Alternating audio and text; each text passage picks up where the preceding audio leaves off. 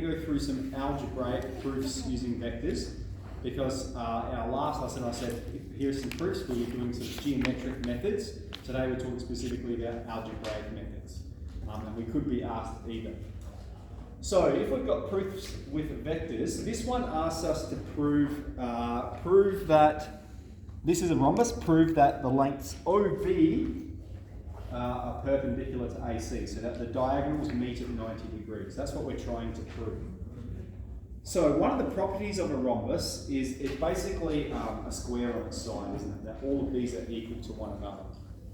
So OA equals OB equals AB, sorry, equals BC equals OC. Like the modulus of them is all the same. And so we might come up with some definitions. So let's let OA equal A and OC equal C, giving it direction. And with that, what that means is that AB will also equal C and CB will also equal A. Okay? That those have the same magnitude and the same direction, and these have the same magnitude and the same direction as well. Okay, so then let's come up with some expressions for OB and AC, because that's what we're trying to show. We're trying to show that they're perpendicular. So let's talk about OB first. OB, vector OB. Vector OB, another way we could say that is OC plus CB, isn't it?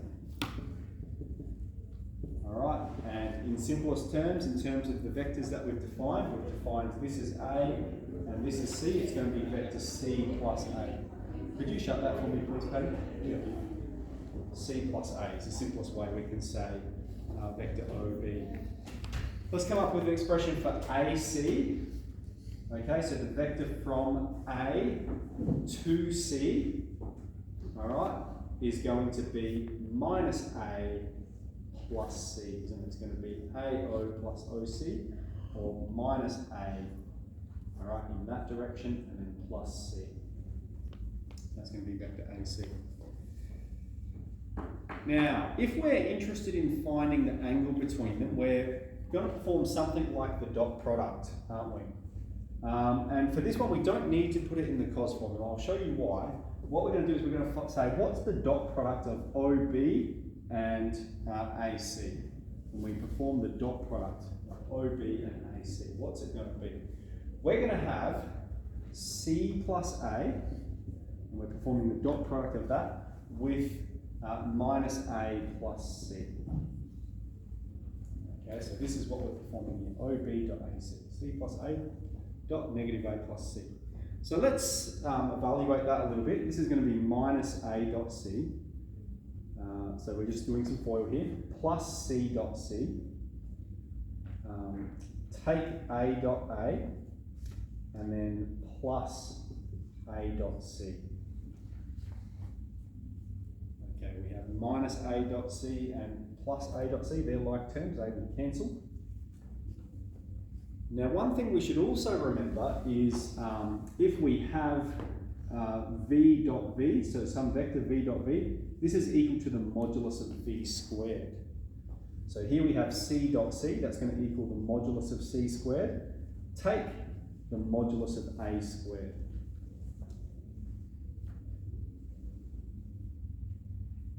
Okay, but right at the start of the problem, one of the conditions of a rhombus is that the modulus of all of the sides is equal to one another. So, well, what this means as well is that the modulus of A is equal to the modulus of C. And so the modulus of C squared, take the modulus of A squared, is 0. And so when we have the dot product equal to 0, if we have the dot product of two vectors equal to 0, it means they're perpendicular to one another. So as dot product is 0, or the scalar product we call it as well, the vectors are perpendicular. Okay, or mathematically, OB is perpendicular to AC.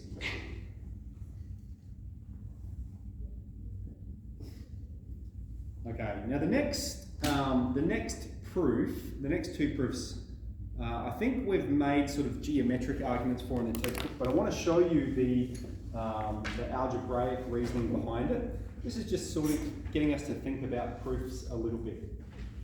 So one property we should remember, okay, and this is from angles, is that, I might make the whole argument here, okay? U dot V, so let's recall, U dot V is equal to the modulus of U times the modulus of V cos theta.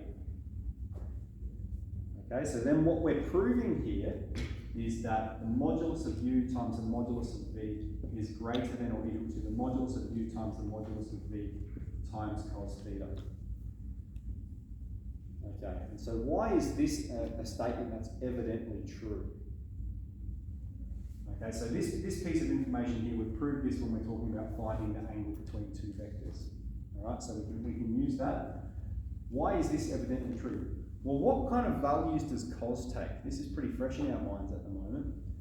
Cos can be anywhere. If we think about our unit circle, cos is the x value. It can be anywhere between -1 and +1. All right, so in terms of the argument, -1 is less than cos theta, which is less than 1. It lies anywhere in that region. Okay? In the circumstance where it's +1, okay, when cos theta equals 1, all right, when cos theta equals 1, then you have modulus of U times modulus of V is equal to the modulus of U times the modulus of V. Okay, that's when cos theta is 1.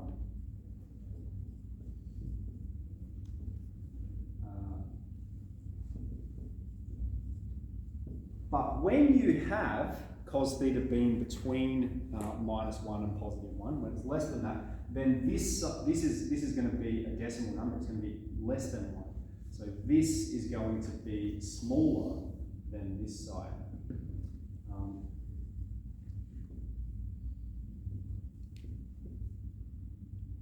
Modulus of U times modulus of V cos theta is going to be less than the modulus of U times the modulus of V. All right, and so therefore, less than. It's going to be less than in that circumstance. Therefore, U dot V is less than or equal to the modulus of U times the modulus of V. Okay, now I've written it around the wrong way.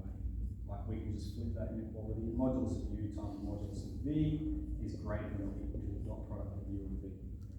All right, so that's just something that's sort of obvious given the possible values that cos can take, and given this link that we've made a bit earlier on.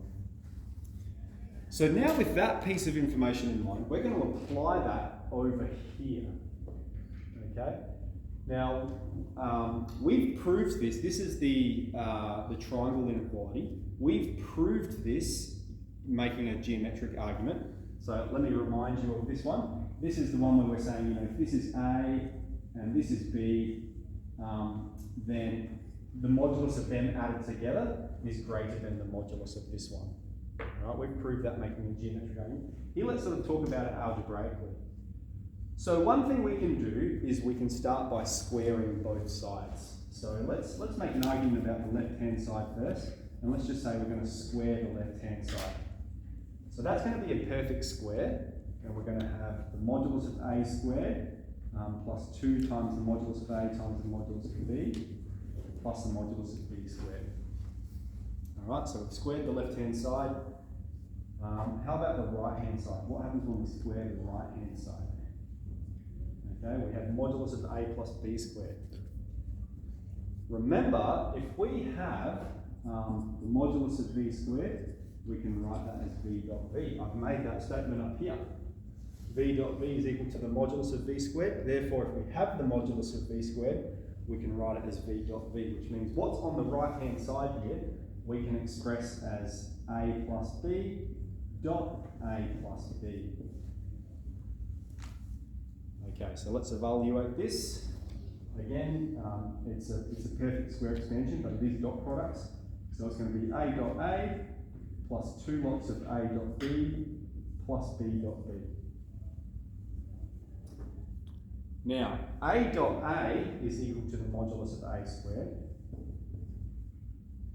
and B dot B is equal to the modulus of B squared.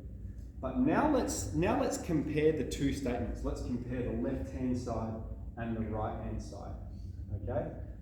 Clearly, like if we look, they're quite similar really, okay? This is the same, so it could cancel. This is the same, so it could cancel.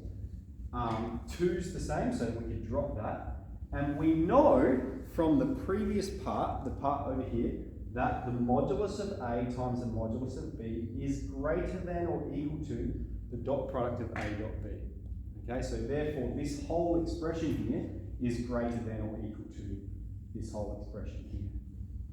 Alright, so from part one, so we can reference that. From A, we have the modulus of, what do we describe it as over here? Modulus of U times modulus of V is greater than or equal to U dot V. Therefore, this is greater than this, greater than or equal to this. So let's communicate it appropriately. Modulus of A squared plus 2 modulus of A modulus of B.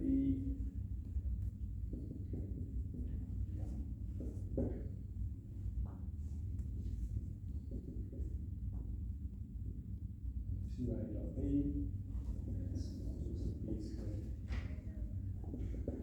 Okay, and then to write it as we've expressed it at the top. Okay, this is what we were trying to prove. That the modulus of A plus the modulus of B is greater than or equal to the modulus of A plus B. Alright, so C is reasonably similar to, or very, very similar to this proof here. So you can have a bit of a go at C by yourself if you like. So that's all I really wanted to go through today. Up here I've got 2 practice tests. So one of them